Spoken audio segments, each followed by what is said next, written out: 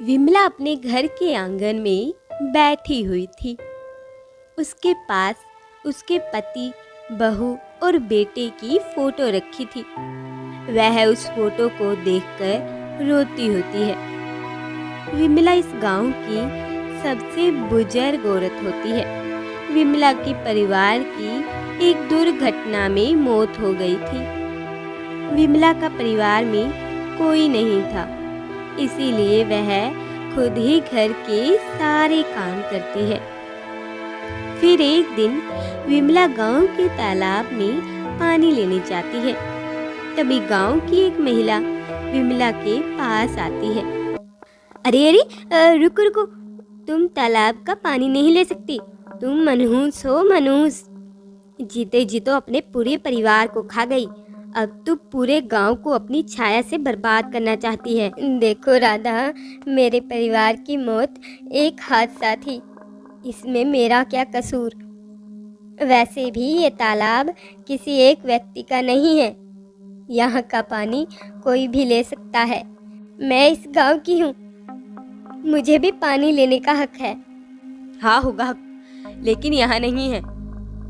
हाँ हाँ, बस बस, देखो विमला, मैं किसी भी हाल में तुम्हें पानी नहीं भरने दूंगी। तो ठीक है, मैं जमींदार से तेरी शिकायत करूंगी।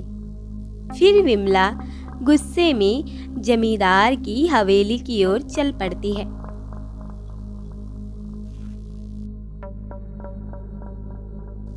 जमींदार साहब, ये कैसा अन्याय है। गांव के लोग मुझे पानी नहीं भरने दे रहे, मुझे हीन भावना से देखते हैं। हाँ तो देखो विमला, गांव वाले तो वही करते हैं जो मैं उन्हें करने को कहता हूँ। और वैसे भी मेरा भी यही मानना है कि तुम मनहूस हो, इसीलिए तुम्हें तालाब के पानी को हाथ लगाने की जरूरत नहीं है। लेकिन मेरे घर का पानी बंद हो गया है। मुझे कोई फर्क नहीं पड़ता, अब यहाँ से निकलो। अगर यहाँ से नहीं गई तो धक्के मार के बाहर निकाल देंगे, इसलिए अच्छा यही होगा कि तुम खुद यहाँ से चली जाओ। फिर विमला रोते हुए जमींदार के घर से बाहर निकल जाती है। विमला गांव में सबके घर का दरवाजा खटखटाती है, लेकिन उसकी कोई भी मदद नहीं करता।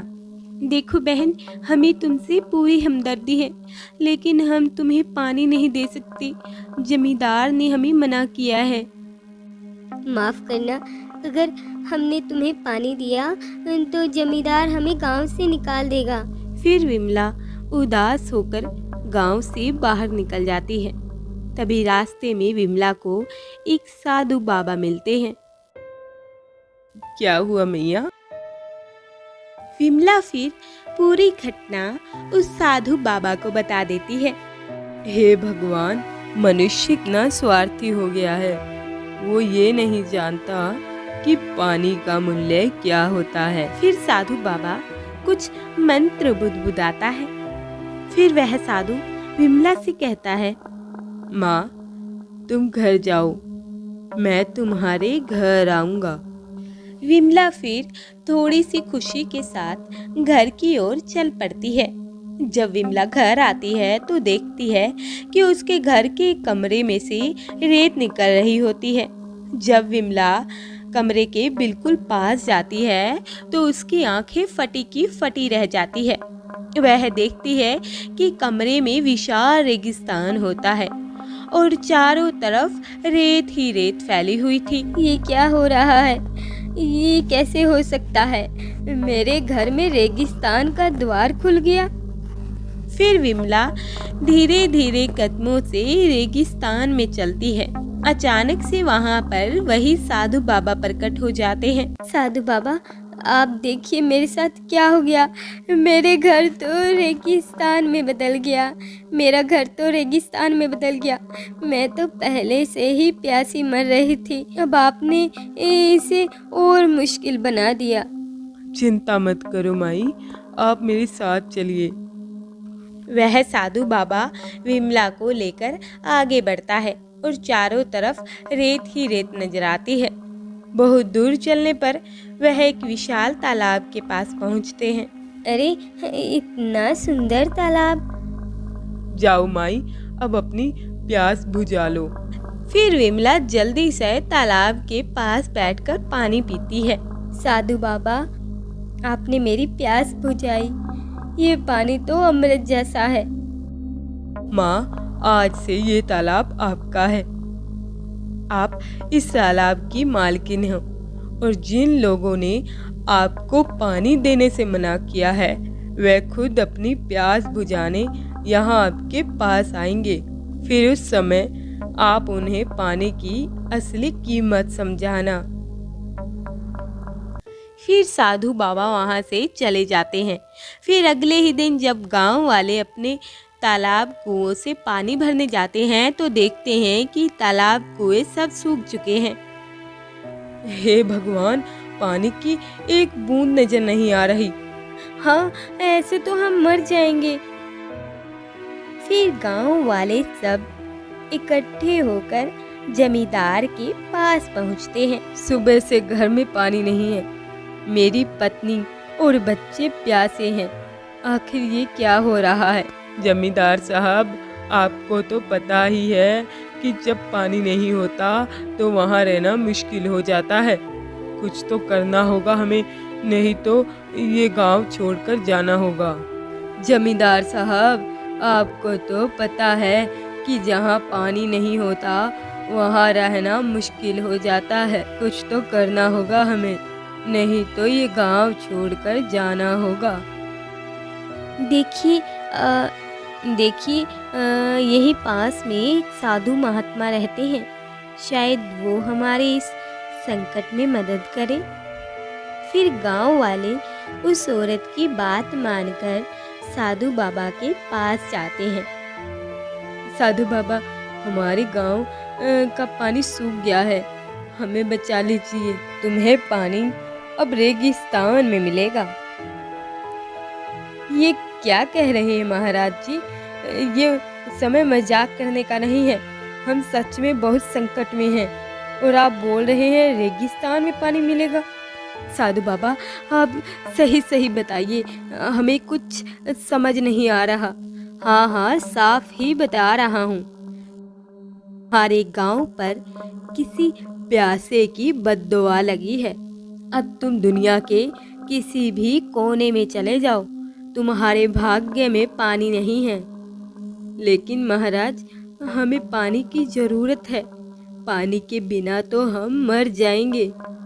देखो, दूर जाने की जरूरत नहीं है। तुम्हारे गांव में एक बूढ़ी औरत विमला रहती है, जाओ उससे मिलो। फिर गांव वाले ये बात सुनकर हैरान हो जाते हैं। वह जल्दी से विमला के घर जाते हैं। विमला का घर बाहर से बंद होता है। जमींदार घर के अंदर घुस जाता है। ये क्या? ये इस कमरे के पास इतनी रेत? जैसे ही वह कमरे के अंदर जाते हैं तो वह खुद को एक रेगिस्तान में पाते हैं। सामने विशाल तालाब होता है। तालाब के पास ही विमला बैठी होती है। समझ गया, ये तालाब हमारे गांव का ही है। विमला, तुमने कोई जादू टोना किया है? जादू टोना? जब मैं प्यास से तड़प रही थी तब किसी ने मेरी मदद नहीं की। अब तुम प्यासे हो तो पता लगाना कि प्यास में क्या हाल होता है। फिर जमींदार जैसे ही पानी को छूता है तो उसके हाथ झुलस जाते हैं। ये क्या हुआ? विमला, कम से कम गांव वालों को तो पानी दो। वैसे भी इन्होंने जो भी किया था वो मेरे कहने पे किया था। इसमें इनका कोई कसूर नहीं है। पानी दे दो विमला, नहीं तो सब प्यासे मर जाएंगे। अब पता चला ना, जब कोई प्यास से तड़पता है तो क्या हालत होती है। गांव वाले ये सुनकर शर्मिंदा हो जाते हैं और वे हाथ जोड़कर विमला से माफ़ी मांगते हैं। तभी वहाँ पर वही साधु बाबा प्रकट हो जाते हैं। ये सब मैंने ही किया था ताकि तुम्हें ये एहसास हो कि कोई भी व्यक्ति मनहूस नहीं होता। विमला का परिवार उसे छोड़कर चला गया, इसमें इसका कोई दोष नहीं है। तुम लोगों ने उसका साथ देने की बजाय उसके साथ अन्याय किया। हमने बहुत बड़ी गलती की महाराज, हमें माफ कर दीजिए। गलती को सुधारने का एक ही उपाय है, विमला को उसका सम्मान वापस दो। फिर गांव वाले विमला से माफी मांगते हैं और विमला को अपने घर ले आते हैं और उसका पूरा ध्यान रखते हैं। गांव में फिर से तालाब और नदियों में पानी आ जाता है।